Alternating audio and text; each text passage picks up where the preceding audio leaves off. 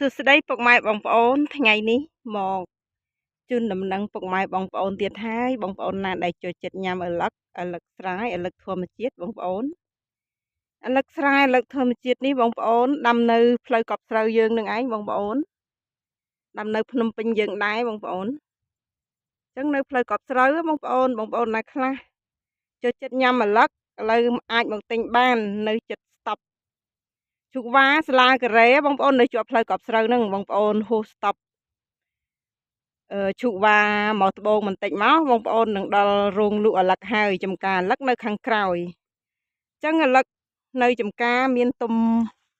មានផ្លែធំស្រស់បែបនេះហ៎បងប្អូននេះផ្លែឪឡឹកបងប្អូន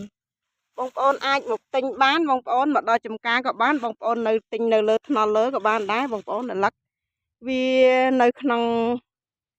ស្លឹកដើមក្រាស់បងប្អូន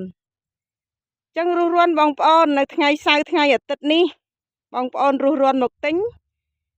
បានបងប្អូនមកដល់ចំការក៏បានបងប្អូនអាចមកទិញហូប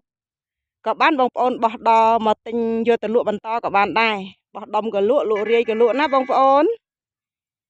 បាយបាយជម្រាបលាបងប្អូនមិនឃើញវីដេអូនេះជួយ share បន្តផងបងប្អូនដើម្បីឲ្យបងប្អូនគាត់ឲ្យទៀតបានឃើញ